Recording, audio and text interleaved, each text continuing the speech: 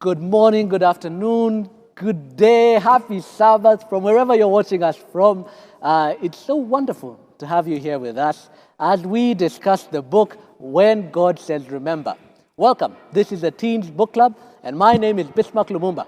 But before we start, let's say a prayer. Dear Father in heaven, O Lord God, we come before you at this time. We'd like to thank you so much, Father, for another opportunity to read from this book. Now, Father, as we look to discuss it, be with us, keep us and protect us. In Jesus' name I pray, amen. Amen. Well, we are now discussing the final chapter of this book, When God Says Remember, Whose Flag Will Fly? Whose Flag Will Fly? And with me here to give us a little bit of an introduction and discuss the book is Subira. Subira, say hi, introduce yourself, and give us an introduction. Hello, my name is Subira, and I'm a teen. I'm so excited to delve into this chapter, Chapter 9. You have made it if you have been with us all the way from Chapter 1, rest for the rush, all the way now to Whose Flag Will Fly. Amen. To give you a quick summary on what this chapter is about, let us all accept the truth that we are born in the enemy's flag. We are citizens of sin. But there is hope. Okay, I'm going to use the analogy of flag, nationality, and passport all in one to give us a big picture on what our salvation looks like. See, our spiritual passport is of earth. But unlike other passports that you use to travel into other nations, heaven is not a vacation destination. If anything, heaven is a reality. Heaven is a lifestyle. Heaven is the place we want to be. And so what does that mean for our flag? It means that because our nationality is of sin, is of the earth, something needs to happen. A transformation needs to happen. See, we look at the book of Daniel with King Nebuchadnezzar. And I really want us to understand what worship is, what allegiance is, because whose flag will fly ties directly to whose allegiance will we have a connection to. So the book of Daniel, King Nebuchadnezzar demands worship of the golden image. See, the king's act of worship is not a sign of just mere, I want all the praise, but actually it is a sign of loyalty. And so Christianity, in its truest form, is a test of our allegiance. All religions are calling for you to obey one true God. And so whom will you bow down to? And Satan really loves your allegiance. In fact, he does not care about you. He cares about your loyalty, your allegiance. Look at Matthew chapter 4, verse 8 to 9, and I'll ask Teacher Bismark to please read it for us. Matthew chapter 4, verse 8 to 9. Yes. The context is Jesus being in the desert, and he's wandering for 40 days, 40 nights, but he's tempted by the devil. What does it say? It says, again, the devil took him up on an exceedingly high mountain and showed him all the kingdoms of the world and their glory. And he said to him, all these things will I give you if you will fall down and worship me. Ooh. So what is the devil asking for? Worship. Worship. And what is the effect if Jesus is to give the devil this worship? He gives him his allegiance.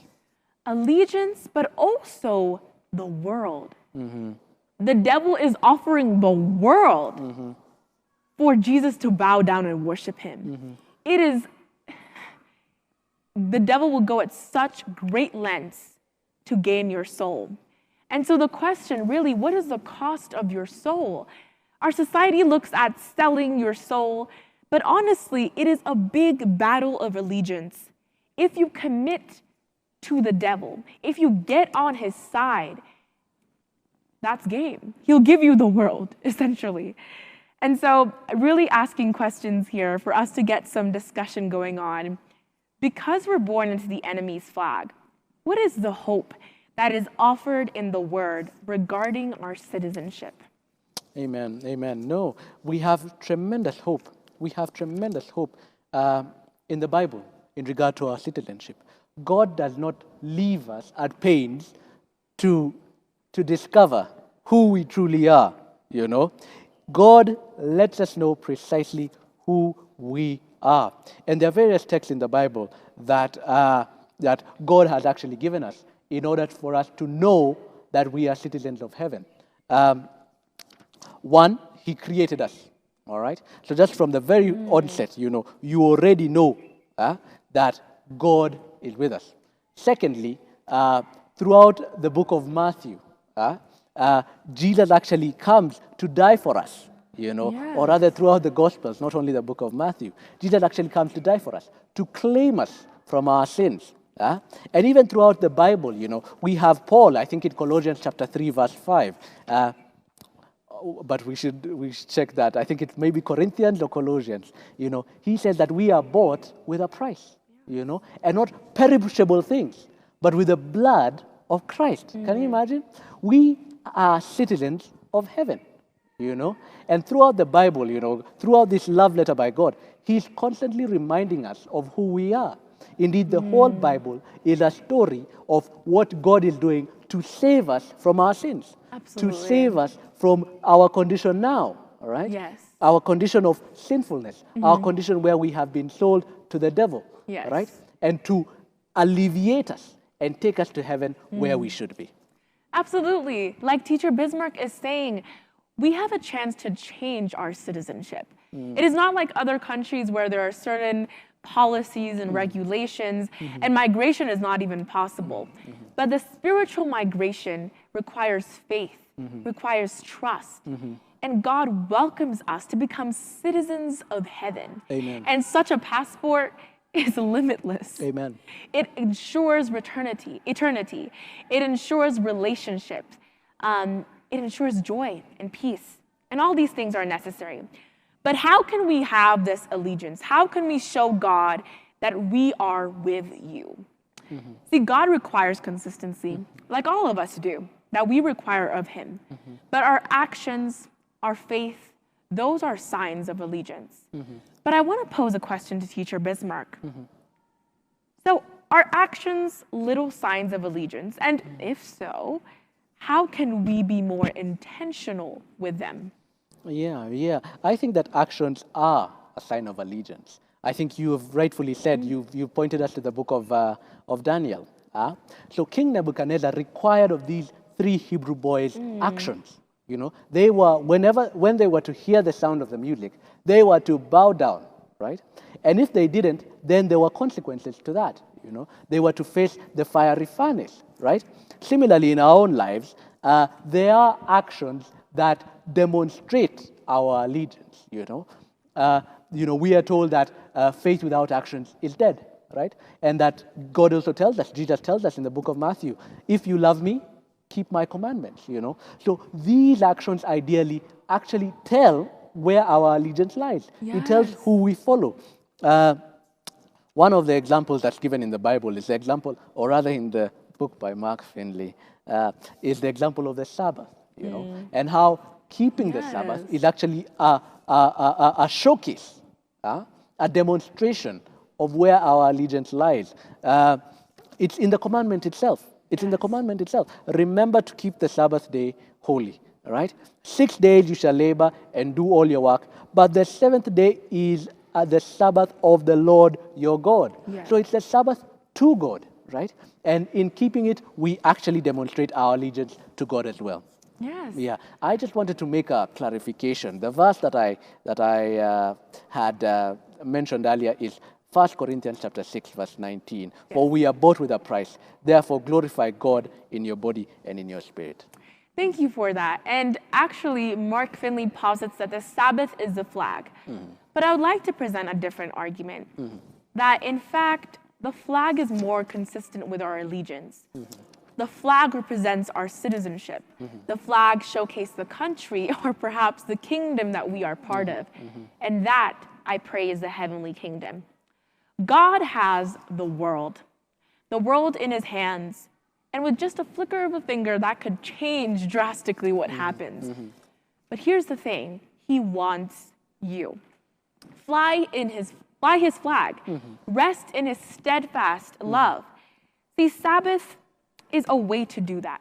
Sabbath showcases your allegiance. Contrary to the rest of the world, they may keep all the other laws, but in the entirety of the law, we must also keep the Sabbath. Amen. Amen. So God redeems you and I. For in heaven, and I think Ellen G. White says this the most amazing way, a redeemed soul is of surpassing worth. Heaven rejoices when one who was lost but is now found. So God is offering you an opportunity. Fly his flag. Become part of his nation by a simple yes and amen, having faith in Christ and God. But as we end the book, would we like to have a few parting shorts? What are things that we want the readers to take home, Teacher Bismark? Amen, amen. I think this book has been a wonderful read. Throughout the book entirely, Rest for the Rushed, Set Free to Obey, A Day to Remember, History's Greatest Hopes, and all the chapters that are there. One thing that I have taken from the book is that God has set aside the Sabbath for us. It's really a benefit to us, ladies and gentlemen. You might think that it's merely formalism, legalism, but there are actual and true benefits that come from keeping the Sabbath, right? Actual and true benefits that come. Rejuvenation of your health, wealth, and well-being, time to spend with your family, and most importantly, time to reconnect with your Creator. Yes.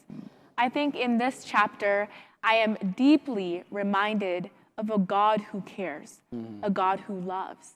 And the provision of the Sabbath transcends just mere rest and rejuvenation, but also salvation. We are granted this amazing opportunity to dwell with Christ, even when we don't even deserve it. If anything, imagine God providing this 7-day work week in which we are worked and worked and worked. But he wants us to pause, to reflect, to work on our spiritual character. And so as you read this book, I pray that you too may learn these amazing gems, that we are called to rest on the Sabbath and rest in the fact that God truly saves. Amen. Amen. In the concluding part of this book, there is a personal appeal that cites the book of John, chapter 13, verse 17, rather, and that says, "Happy is he who knows these things and does them." And so my prayer for you is that you may find joy in keeping the Sabbath. Let's pray.